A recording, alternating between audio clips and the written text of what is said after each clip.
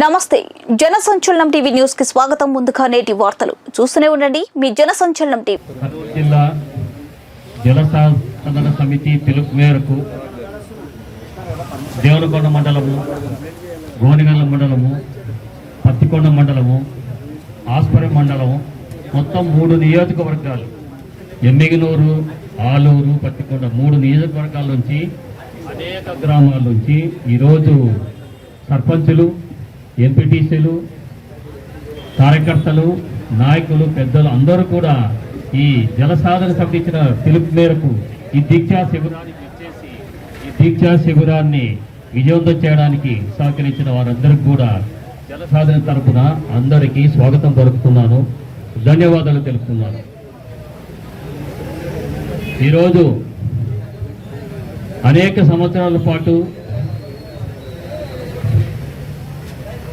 British వాళ్ళు 200 సంవత్సరాలు పాలిస్తే మీ పాలన సరిగా లేదు, మీరు మమ్మల్ని మోసం చేస్తున్నారు, మీరు మమ్మల్ని దగా చేస్తున్నారు, మీరు మమ్మల్ని అన్యాయం చేస్తారని చెప్పి గాంధీ మహాత్మ నాయకత్వంలో పోరాటం చేసి వాళ్ళని తిరిగి వాళ్ళ దేశానికి పంపడం జరిగింది.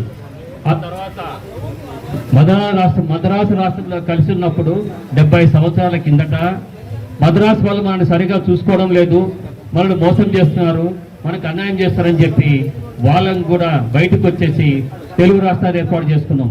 తెలుగు రాష్ట్రం ఏర్పడిన తర్వాత గత 70 సంవత్సరాలుగా తెలుగు నాయకులే, తెలుగు వీరులే మనం పరిపాలిస్తున్నారు.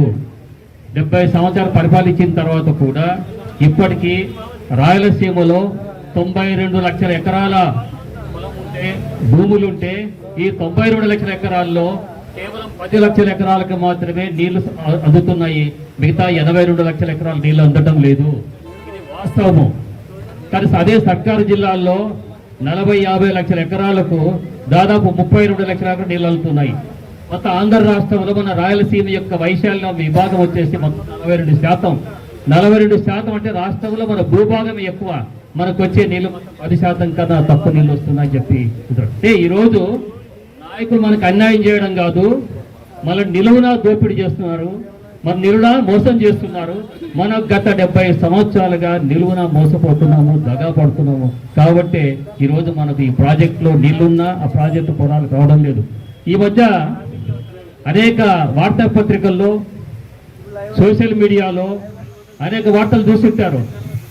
జలాశయాలని జలకలతో కలకలాడుతున్నాయి, అట్లే కాలువలన్నీ నిండు కాలువలతో పరుగులు తీస్తున్నాయి అని పత్రికలో ఇంతింతల అక్షరాలతో మొదటి పేజీలో రాశారు.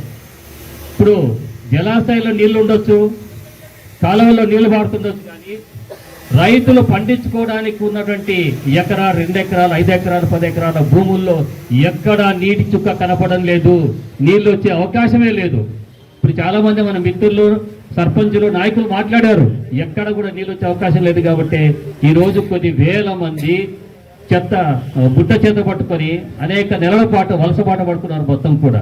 అంటే దగ జరుగుతూ ఉంది మనకు. ఈ పందికొండ రిజర్వాయర్కి సంబంధించి 12 సంవత్సరాల కిందటే కిరణ్ కుమార్ రెడ్డి గారు ప్రభుత్వం ఉన్నప్పుడు జాతికి అంకితం చేశారు. అంకితం చేసి 14 సంవత్సరాలు అయినప్పటికి కూడా ఇప్పటికి కూడా 62,000 ఎకరాలు నీళ్లు రావాల్సి ఉంటే కేవలం 10,000 ఎకరాలకు మించి నీళ్లు రావడం లేదు.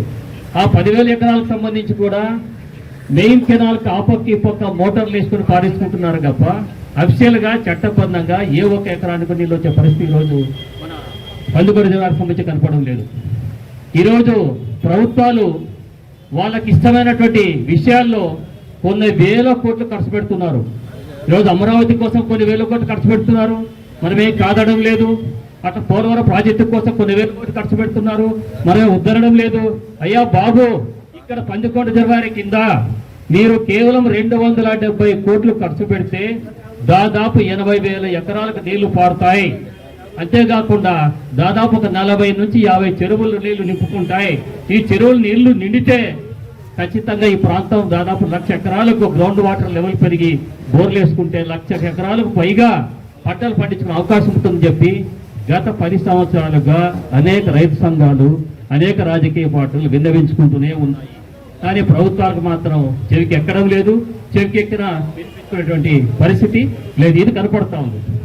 ఈరోజు మనకు శ్రీశైలం ప్రాజెక్టు తెలుసు కదా, శ్రీశైలం డ్యామ్ ఉంది, మనకు ఎక్కడ నీళ్లు రావాలన్నా, పోత్రేటిపాటు హెడ్ రెగ్యులేటర్ నీళ్లు రావాలన్నా, మన హంద్రీనివా కెనాలకు నీళ్లు రావాలన్నా, శ్రీశైలం డ్యాముల్లో నీళ్లు ఎంత నిల్వ ఉంటే ఆ నీళ్లు మనకు వస్తాయి.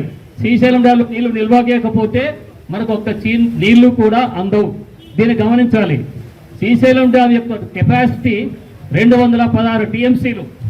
216 టీఎంసీల నీళ్లు శ్రీశైలం డ్యాంలో నిల్వ ఉంచుకోవచ్చు. మన గత సంవత్సరం వరదలు విపరీతంగా వచ్చాయి, వర్షాలు విపరీతంగా వచ్చాయి. 2000కు పైగా టీఎంసీల నీళ్లు ఆ శ్రీశైలం డ్యాములో కలిసాయి. 700 టీఎంసీల నీళ్లు సముద్ర పాలు కూడా జరిగినాయి. అట్లా 216 టీఎంసీల నీళ్లు నిల్వ ఉన్న శ్రీశైలం డ్యాములో ఇప్పుడు అక్కడికి వెళ్ళి చూస్తే కేవలం 43 టీఎంసీల నీళ్లు నిల్వ మాత్రమే ఉన్నాయి. మిగతా 160-170 టీఎంసీ నీళ్ళంతా కింది ప్రాంతానికంటే సర్కారు ప్రాంతాలకు వదిలేస్తారు. అంటే ఇంకొక వారం రోజుల పాటు ఆ నీళ్ళు అలానే వాడుకుంటూ పోతే కరెంటు ఉత్పత్తి కానీ కిందికి కానీ వదిలితే ఆ ట్యాంక్ డెడ్ స్టోరేజ్కి వస్తుంది. డెడ్ స్టోరేజ్కి వచ్చిన తర్వాత మన పొలాలకు నీళ్లు కాదు, మనకు తాగడానికి నీళ్లు కూడా రావు. పశువులు కానీ, పక్షులు కానీ, జంతువులు కానీ నీళ్లు తాగడానికి కూడా ఆ ప్రాంతంలో ఎక్కడా నీళ్లు కనపడవు. అదొక పెద్ద ఎడారిగా మారబోతుంది. ఈ ప్రమాదాన్ని ఖచ్చితంగా ప్రతి రైతు, ప్రతి నాయకుడు, ప్రతి ఊరి ప్రజలు కూడా గుర్తించాల్సిన అవసరం ఉంది. ఈ ప్రమాదాన్ని ఖచ్చితంగా గుర్తిస్తేనే మనం ఈ ఉద్యమాన్ని ఉధృతం చేయగలము, ఈ ఉద్యమం సాధించుకోగలం. ఎవరైనా మాట్లాడకపోతే, ఎవరైనా కదలకపోతే, ఎవరు ఉద్యమించకపోతే ఎప్పుడు కూడా ఏ సమస్య పరిష్కారం కాదు. దీన్ని ఖచ్చితంగా గమనించుకోండి. మనం అనుకుంటాం చాలా మంది, ఇప్పుడు మన నాయకుడు మదన్మోహన్ రెడ్డి గారు మాట్లాడారు, మనకు నీళ్లు రావడం లేదు, మన పొలాలు పండడం లేదు, మనకు ధరలు రావడం లేదు, మన ఇది తలరాత, మన కర్మ, దేవుడు మనకు అన్యాయం చేస్తాడని చెప్పి అనుకుంటాం. ఒకటి గమనించండి, మనకి ఏ దేవుడు కూడా అన్యాయం చేయడం లేదు. దేవుళ్ళు మన వెనకే ఉన్నారు, మన వెంటే ఉన్నారు, మన వెన్నుదట్టి లేపుతున్నారు. దేవుడు ఏం చెప్తున్నా అంటే, మీకు 2 కాళ్ళు ఇచ్చాను, 100 కిలోమీటర్ల పాదయాత్ర చేయండి. మీకు నోరు ఇచ్చాను, గంటల తరబడి మాట్లాడండి, మీ నాయకుడిని నిలదీయండి, చొక్కా పట్టుకోండి, అవసరమైతే హక్కులకు డిమాండ్ చేయడం చెప్పి దేవుడు మనకు కాళ్ళు ఇచ్చాడు, దేవుడు నోరు ఇచ్చాడు, చేతులు అనిచ్చాడు. కానీ మన దేవుడిచ్చిన కాళ్ళను, దేవుడిచ్చిన చేతులను, దేవుడిచ్చిన నోరును సరిగా ఉపయోగించుకోకుండా దుర్వినియోగం చేసుకుంటున్నాం. కాబట్టి మన సమస్యలు పరిష్కారం కావు. శ్రీకృష్ణ పరమాత్ముడైనా, శ్రీరామచంద్రుడైనా ఒకటే చెప్పారు, స్వర్గాదపి జన్మభూమిచ్చ. మీ పుట్టిన ప్రాంతాన్ని, మీ పుట్టిన ఊరిని మొదట మీరు బాగు చేసుకోండి. మీ పుట్టిన ప్రాంతాన్ని స్వర్గసీమగా మార్చుకోండి. మీరు కృషి చేయండి, పని చేయండి. మీ ప్రాంతాన్ని కష్టపడి మార్చుకుంటే, అభివృద్ధి చేసుకుంటే అక్కడ ప్రజలు సంతోషంగా జీవిస్తారని చెప్పి శ్రీరామచంద్రుడు, శ్రీకృష్ణుడు కూడా కొన్ని వేల సంవత్సరాల క్రితమే ప్రజలకు పిలిపించారు. వాళ్ళకి దానికి అనుగుణంగా ఆ రోజు పాలన చేశారు. కాబట్టి ప్రజలు ఈ రోజు శ్రీకృష్ణుని కానీ, శ్రీరామచంద్రుని కానీ రామరాజ్యం చెప్పి గుర్తు చేసుకుంటూ వాళ్ళు అప్పుడప్పుడు మనం చేసుకుంటూ ఉంటారు. కానీ ఈరోజు ఆ శ్రీకృష్ణుని మంచి పలుకులు కానీ, ఆ శ్రీరామచంద్రుని మంచి పలుకులు కానీ ఈనాటి మన కాలపు రాజకీయ నాయకులకి చెవికి ఎక్కడం లేదు, వినపడం లేదు. ఈ రాజకీయ నాయకులు ఏ పార్టీ అయినా కాయిండొచ్చు, ఒకసారి అధికారం ఉండొచ్చు, ఇంకోసారి ప్రతిపక్షానికి పోవచ్చు. కానీ ఈ రాజకీయ నాయకులు ఎవరు కానీ, ఈ ఎమ్మెల్యేలు కానీ, ఈ ఎంపీలు కానీ, ఎమ్మెల్సీలు ఎవరు కూడా వీళ్ళకి పుట్టిన గడ్డపై ప్రేమ ఉందా లేదా తెలుసుకోవాల్సిన అవసరం వచ్చింది. మీకు నిజంగా ఈ ప్రాంతం పైన ప్రేమ ఉంటే, ఈ ప్రాంత ప్రజలపైన భక్తి ఉంటే, ఈ ప్రాంతం పైన గౌరవం ఉంటే మీరు వెంటనే ఈ పెండింగ్ ఉన్న ప్రాజెక్టులకంతా కూడా నీళ్లు తెప్పించడానికి మీరు ఏ విధంగా ప్రయత్నం చేస్తారో, మీ సొంత పనులకు సాధించుకోవడానికి మీరు ఎలా పైరవీలు చేస్తారో, ఎంత కష్టపడతారో, ఎంత టైం వెచ్చిస్తారో, అదేవిధంగా ఈ ప్రాంత ప్రజల రుణం తీర్చుకోవడానికి మీరు కూడా మీ కృషిలో, మీ సొంత కృషిలో కనీసం 50% చేసిన కూడా ఖచ్చితంగా ఈ పెండింగ్ ప్రాజెక్టులు పూర్తవుతాయి. పెండింగ్ ప్రాజెక్టుల నుంచి నీళ్లు పంటల పొలాల్లోకి వస్తాయి. అప్పుడు రైతు కళ్ళల్లో కన్నీళ్లు కాదు, మొత్తం ఆనంద బాష్పాలు చూడొచ్చని చెప్పి ఈరోజు రైతులు గుర్తించాల్సిన అవసరం ఉంది. నాయకులు కూడా తప్పకుండా గుర్తించాల్సింది. ఈరోజు ప్రభుత్వాలు ఏం చెప్తున్నాయంటే, ప్రభుత్వాన్ని అధికారంకి వచ్చే ముందు కానీ, అధికారానికి వచ్చిన తర్వాత కానీ ప్రతి ఎకరాకే నీళ్ళు ఇస్తామంటున్నారు, ప్రతి ఎకరాకు నీళ్ళు ఇస్తామంటున్నారు. ఇక్కడ 11,20 62,000 ఎకరాలకు నీళ్ళు ఆయకట్టు ఉంటే 10,000 ఎకరాలకు మీ చిన్న ఆయకట్టు ఇవ్వడం లేదు. నువ్వు ప్రతి ఎకరాకి ఎప్పుడు ఇస్తావో, ఎట్లా ఇస్తావో మాకు తెలియదు. కానీ 11,20కి సంబంధించి కేవలం 270 కోట్లు కేటాయించి ఖర్చు పెడితే పిల్ల కాలువలు వస్తాయి, పంట కాలాలు వస్తాయి, కర్రేముల దగ్గర కల్వర్ట్ వస్తుంది, చెన్నెక్కలు పాల్కొట్టు మధ్యలో ఒక లైన్ మొత్తం 2 కిలోమీటర్ల వరకు కాలువ తయారు చేసే పరిస్థితి వస్తుంది. ఇట్లా రిజర్వాయర్కి సంబంధించి కూడా కొన్ని రిపేర్ పనులు చేపట్టే ఆ రిజర్వాయర్ ఇన్లెట్ చిన్నగా ఉంది, అవుట్లెట్ పెద్దగా ఉంది. ఆ ఇన్లెట్ సైజు పెంచితే రిజర్వాయర్ యొక్క కెపాసిటీ పూర్తిగా నీళ్లు నింపొచ్చు. పూర్తిగా నింపితే పంట పొలాలకు నీళ్లు వస్తాయి. పంట పొలాలు నీళ్ళు వచ్చడంతో పాటు ఈ ప్రాంతంలో అనేక చెరువులు నిండుతాయి. చెరువులు నిండితే జలకళ కనబడుతుంది. చెరువుల ద్వారా భూమి యొక్క భూగర్భ జలాలు పెరుగుతాయి. భూగర్భ జలాలు పెరగడం వల్ల పశువులకు మేతలు వీస్తుంది, పశువులకు నీళ్లు దొరుకుతాయి. ఇంజన్లు వేసుకోవచ్చు, మోటార్లు వేసుకోవచ్చు, నీళ్లు కొట్టుకోవచ్చు. కానీ ఇవన్నీ కూడా ఈరోజు పాలవులకు ఏమీ పట్టడం లేదు, ఏమీ కనపడడం లేదు. ఇదే పందికొండ రిజర్వాయర్కి సంబంధించి పందికొండ రిజర్వాయర్ కమిటీ కర్నూలు జిల్లా జనసాన్ తరఫున గత 2023వ సంవత్సరంలో పత్తికొండలకు పెద్ద ధర్నా చేయడం జరిగింది.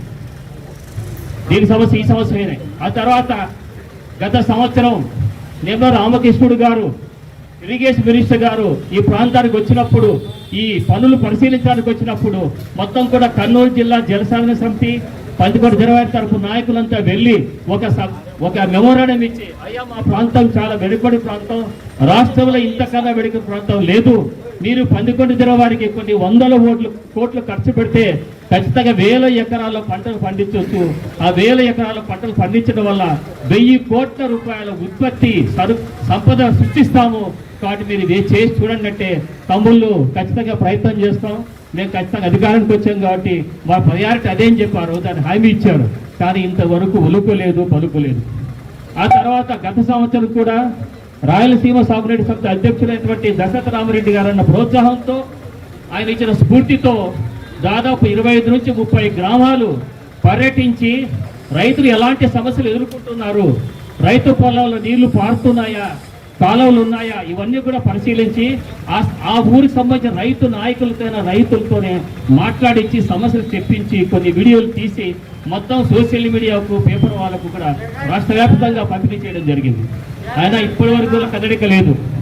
ఇవన్నీ కూడా చూసి తట్టుకోలేకనే ఖచ్చితంగా సమస్య పరిష్కారం కోసం మరి పాదయాత్ర చేద్దామా లేదా దీక్ష శిబిరం చేద్దామని చెప్పి కొంత ఆలోచన చేసిన తర్వాత మొదటగా దీక్ష శిబిరం చేద్దాం, ఎండలు చాలా ఎక్కువ ఉన్నాయి, ఎండలు కాస్త తగ్గిన తర్వాత పాదయాత్ర కూడా చేపట్టి ఖచ్చితంగా అధికారుల పైన, ప్రభుత్వం పైన ఒత్తిడి తీసుకొద్దామని చెప్పి నిర్ణయంతో భాగంగా ఈ రోజు దీక్షా శిబిరాన్ని కూడా ఇక్కడ ఏర్పాటు చేసుకున్నాం.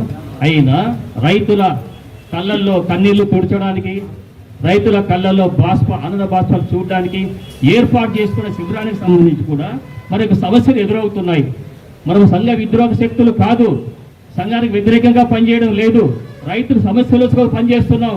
నీళ్ళంటే కేవలం రైతులకు మాత్రమే కాదు, హాస్పిటల్ నడవాలన్నా నీళ్లు కావాలా, స్కూల్ నడవాలన్నా నీళ్లు కావాలా, మన పిల్లలు కలవాలన్నా నీళ్లు కావాలా, ఇక్కడ ఉన్న మన టిఫిన్ సెంటర్ నడవాలన్నా నీళ్లు కావాలా. కాబట్టి ప్రతి మనిషికి నీళ్ళు అవసరమే, ప్రతి ప్రాణికి నీళ్ళే జీవనాధారం.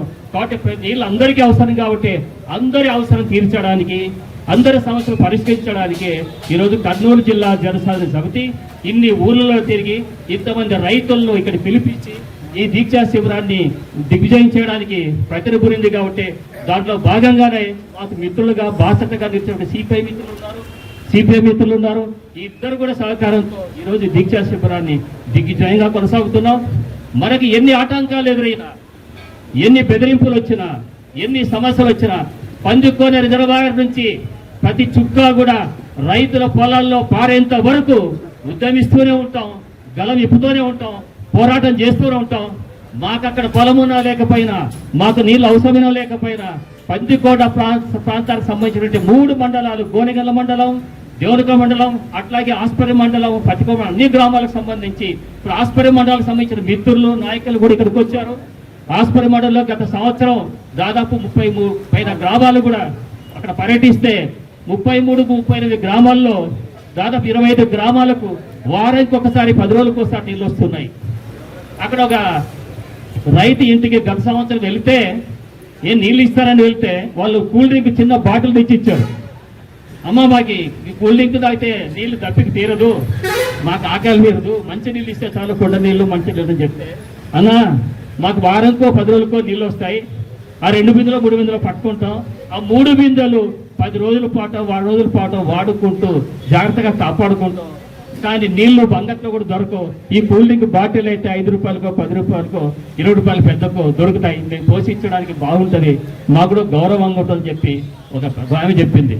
అంటే ఎంత హృదయ విదారక పరిస్థితులు ఆస్పరి ప్రాంతంలో ఉన్నాయో గమనించండి.